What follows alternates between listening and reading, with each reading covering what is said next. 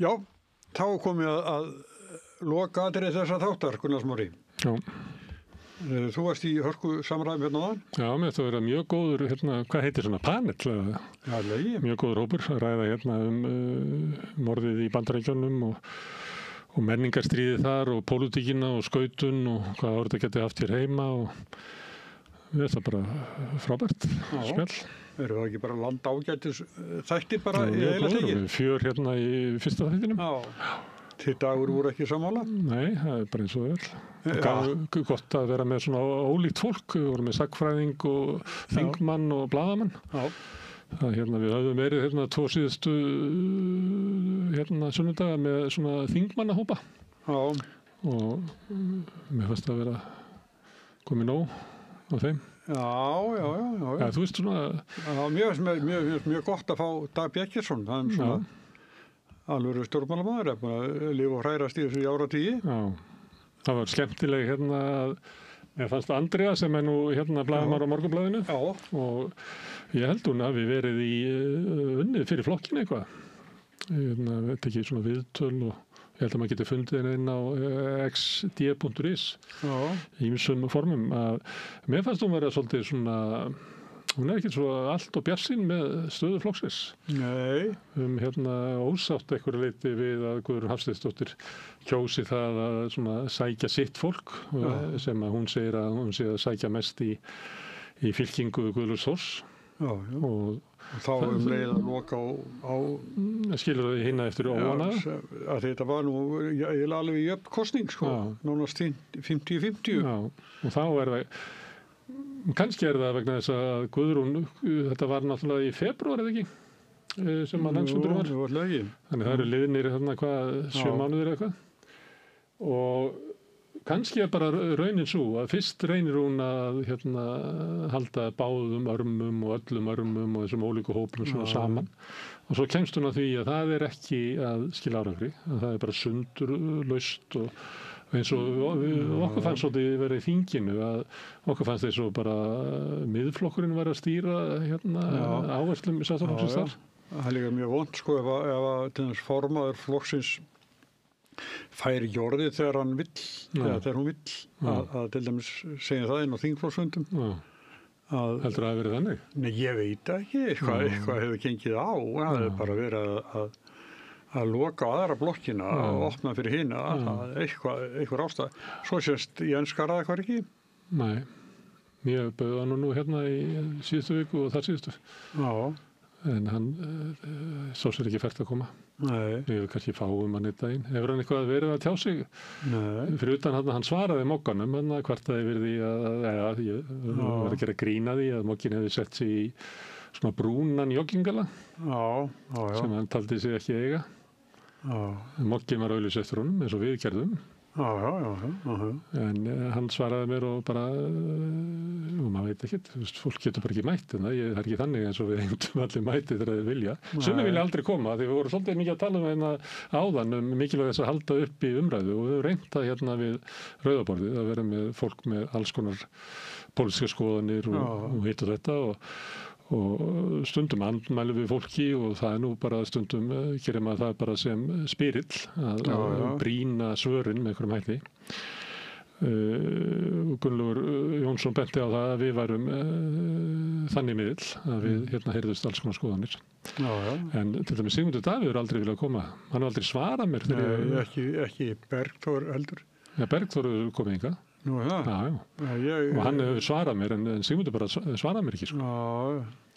Já, Bergþór er eitthvað betur við þig en mig, hann svarað mér aldrei. Hann hefur komið hingað og það er alltaf svona líflegt í kringum Bergþór og það heyrið hann á þingi að það er margur sem kunna vel við hana því hann er svona skemmtilegur í kaffistofunni og það er svona stemming í kringum hann. Hann er skemmtilegur gestur hérna.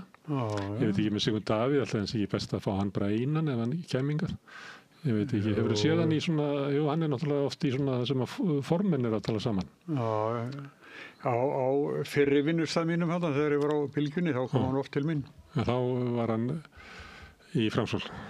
Já. í stjórnarandstöðu sem hann ætlar að endurtaka núna, hann búinn að lýsa því yfir, hann ætlar að endurtaka stjórnarandstöðuna frá 2009 til 2013. Þannig að skilið lyklunum stemmingunni sem að væri að þetta lið þarna í ríkisstjórninni væri eiginlega valdareiningar. Það var svolítið tónnin sem að Bjarni og Sigmundur slógu og skilið lyklunum þýði það. Það séu einhverju komnir að völdum sem að eiga ekki að vera það. Ekki með það að gera. Það er ekki rétt bornir til valda eins og þetta. En þeir geta nú allavega látið svo lýsi núna. Þetta var náttúrulega afgerandi, núverandi ríkisstjórn hefur afgerandi meirihluta. Já, með 54% atkvæði minni mig. Þeir eru með einhver leyti svolítið íkt að... Það er ekkit, þú get ekki tekið hvað... Síðustu kosningar? Já, en það eru yfir 10% þarna sem það er ekki. Þeir eiga ekkit 50% af bara niðurstaðan í kosningunum er bara klár. Þessi ríkisstjórn hefur trausta meirihluta. Já, ég er þú sagði afgerandi, ég var bara að segja að vera 54% sem að með svona á mörkunum að þetta kallað afgerandi. Nei, í þingmanna fjöldanum. Já, ætti að vera traustur og telur. En ástæðan fyrir því að menn nota þessa stjórnarandstöðu sem að Sigmundur Davíð er að sumuleita hóta, sem er að eyðileggja allt. Og þetta er það sem að vera oft eftir Davíð Oddssyni, að við vorum á móti málum jafnvel sem að við vorum sammála, bara til þess að láta vinstri meirihlutann í Reykjavíkurborg 78 til 82 líta út eins og verklítinn og næðu engu í gegn. Þannig að það er bara tilgangurinn er að það verði óánægja meðal stuðningsmanna ríkisstjórnarflokkana að hún næri engu í gegn. Og hann er að hóta þeirri tegund og stjórnarandstöðu og sú stjórnarandstöða hún gengur út að mylja undan fylgi ríkisstjórnarflokkana. Þannig að fólkið inn í flokki fólksins það fer að verða óánægt með að við náum engum málum okkar fram, hvar eru strandveiðarnar og hvar eru átakið í húsnæðismálum og fer fólk að segja og svo kannski viðreisna megin býttu átt ekki að hefði ekki verið sniðugt að fara strax með Evrópukosninguna eitthvað svona. Það er tilgangurinn og ég held að ef Sigmundur horfir hérna frá þá er honum alveg sama þótt að taki 1,5 ár þangað þetta fer að virka og hann ætlar að fórna sér í það, hann ætlar að vera ég held að ætlar að vera með málþóf. Búa á það. Já. Og það er alveg sama hvað kemur upp að hann er ósáttur við það. Jafnvel mál sem eins og hefur verið bent á að til dæmis málin í útlendingamálum er meira og minna mál sem að voru lögð fram á síðustu ríkisstjórn. Og hann vill aldrei ganga lengra þá. En það voru það ekki hans mál þegar hann var ríkisstjórn. Hann gagnrýndi líka þegar þau máli komið fram að það var ekki nógu langt gengið. Hann er ekki svolítið ham núna. Hann taldi 3 milljónir manna í mótmælum í London. Ég fór að skoða þetta að The Times, Telegraph og Guardian sem er svona morgunblöð úr ólíkum svona hlutum í politíkurinn, svo 110.000. Daily Mail sem er nú svona sem er svona blað sem styður kannski svona það sem að Thatcher náði sem er svona millistéttafólk í suðrinu svolítið mikið. Ekki svona yfirstéttablað sagði 150.000 en Sigmundur Davíð segir 3 milljónir. Og ekki ríkur en hann er borgarhagfræðingur, nei, hvað er að mennta þér? Skipulagshagfræðingur. Skipulagshagfræðingur. Ég man ekki að hann kláraði þetta. Fyrst tók maður eftir honum hann var í Kastljósi í Kanada. Svo kom hann sem gestur hjá Agli í Silfri Egils mjög oft. Þótti svona snjall gaggrínandi á svona hnignun vestræna borga með því að hann talaði svolítið eins og Karl Bretaprins að arkitektarnir hefðu valdið meiri skaða í London heldur en loftárásin Þjóðverja. Það var svona að skipulagið svona módernisminn og svona tíska í arkitektur var að eyðileggja borgirnar okkar. Manstu ekki eftir þessu? Hann kom með myndir alltaf með sér ágætlega undirbúinu. Hafði lært í Oxford, ég held hann ekki lokið námið þar. Svo fór hann eitthvað austur, ég held hann var ekki í Moskvu eða eitthvað þar. Alltaf eitt misseri. Hann var allan að fyrir austamiðju. Og vakti svolítið svona athygli. og svona gagnrýni sem að hefur vaxið síðan. Það eru skemmtilegir hópar á Facebook þetta, vondan arkitektur, það sem verið að dreifa svona dæmi mynd og við þekkjum þetta líka hérna. Við höfum talað við arkitekta sem hafa verið að benda á vankanta þéttingu byggðar sem að leiði til svona húsnæði sem að hentar engum. Ég held að það sé nú meira ástæðan sko verktakarnir heldur en arkitektarnir. Þannig að hans vakti mikla athygli og Framsóknarflokkurinn í vandræðum sínum ákvað að taka þennan son hans pappasins sem hefði verið þingmaður Framsóknarflokksins. Það voru nú 3 þarna í kjöri. Snemma á 10. áratugnum og valdi hann. Og munaði einu atkvæði eða hvað? Nei, það var aftur tilkynnti sko rangan sigur. Það munaði ekki litlu? Það má eflis það voru 3 í kjöri og Sigmundur Davíð var örugglega ekkert með hreinan meirihluta en eitt þannig en hvað hét Höskuldur Þórhallsson kom og tilkynnti þetta þarna í tröppunum það var þegar tilkynnti hann væri formaður það var þegar að stjórnin var sprungin sko. Hitt var í Valsheimilinu og Haukur Ingibergsson var fundastjóri og hann tilkynnti réttkjörið formann Sjálfstæðisflokksins tröstu vinur og Höskuld Þórhallsson og hann kom upp á svið og gaman náttúrulega og svo var hann kallar á bakvið fundastjórinn og þá þurfti hann koma fram og leiðir þetta væri ekki rétt úrslit sem hann hefði lesið heldur væri réttkjörinn formaður flokksins væri Sigmundur Davíð Gunnlaugsson og svo var hann líka Magnússon, Páll Magnússon sonur Magnúsar Bjarnfreðssonar þau voru 3 sem að hefur farið eitthvað fór hann ekki til Kanada eitthvað svona í eitthvað svona var hann skipaður ráðuneytisstjóri hann var ekki bróðir hann sem var í eitthvað svona það var eitthvað svona smá vissi með það en Höskuldur sem lögmaður hann bara hætti pólitík en hann náði hinn áttur þarna og úr sögu hér með þarna í tröppunum þegar að stígunum í Alþingishúsinu þegar hann skúpaði að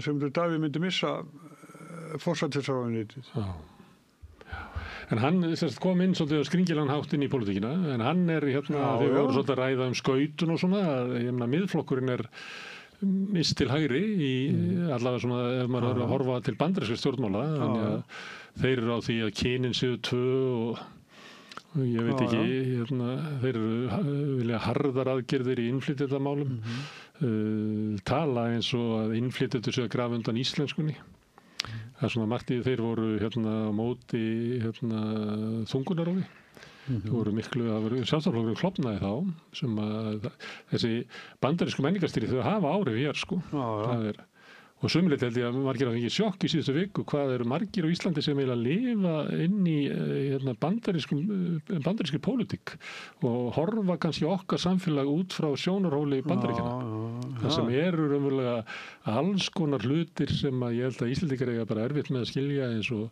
svona hvít þjóðernishyggja sem að á djúpa rætur í Bandaríkjunum alveg frá borgarastyrjöldinni og við kennum Ku Klux Klan og andstöðuna við réttindabaráttu svartra upp úr miðri síðustu öld og þar eftir göttunum sem er ekki beint svona þetta er ekki blóði sem rennur í íslenskri pólitík Nei. Og heldur ekki kannski það sem að gerast að því að Sigmundur var að vísa til mótmæla í London þar sem mættu 110 til 150.000 manns ekki líklega 3 milljónir eins og hann segir þar sem hann er að benda á að þarna sé fólk að berjast fyrir því að hvernig Bretlandi að vera vilji losna við innflytjendur eins og hann Byltingin hafin, sagði hann sagði það vegna þessara mótmæla og þá er hann að tala að þessi sama ástand hér þá oft verið að vísa til áhrifa fólks frá Miðausturlöndum og svona öðrum menningarheimum, ekki like-minded nations eins og hérna Dagur B. var að segja að væri okkar svona náttúrlegu bandamenn, þannig það ekki verið að kvarta yfir innflytjendum frá Úkraínu eða eitthvað slíkt, heldur frá Miðausturlöndum og svona það sem að sagt að sé önnur menning og fólk hegði sem öðrum hætti. Hlutfall þeirra innflytjenda í Bretlandi er náttúrulega miklu hærra heldur en hér. Hér eru innflytjendur á langstæstu leyti Austur-Evrópumenn og það er líka við samanburð við Norðurlöndin. Já, náttúrulega með Úkraínu við opnuðum bara fyrir þeim. Eins og fleiri lönd. En við höfum aldrei opnað fyrir til dæmis, það kom ekkert margir frá Sýrlandi eins og komu inn í Þýskaland eða Svíþjóð. Við opnuðum ekki fyrir fólki frá Suður-Ameríku eins og Svíarnir gerðu þegar hægri herforingjastjórnir voru að myrða vinstrimenn í hrönnum og rekja það á flótta. Við opnuðum ekki okkar landamæri fyrir því. Það kom einhverjum svona hópar frá Júgóslavíu hingað. Og svo eru stærstu hóparnir náttúrulega Pólverjar og svo frá Eystrasaltslöndunum.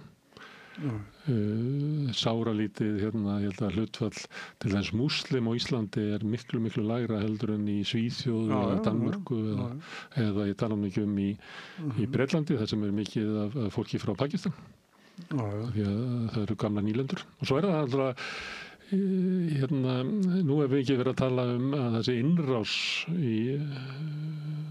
England Nigel Farage talar það og þá var við bátafólk sem að koma yfir Ermarsundin og menn að leggja til að það verið bara skotið á þessa báta svipað og Trump að gera við meinta fíkniefnainnflytjendur þar sem verið skotnir bátanir svipað og Duterte gerði á Filippseyjum og svona bara við fíkniefnainnflytjendur það verið að tala það og maður velti fyrir sig England er náttúrulega og Bretland er náttúrulega gamalt heimsveldi þetta er meira og minna fólk frá fyrir nýlendum Breta.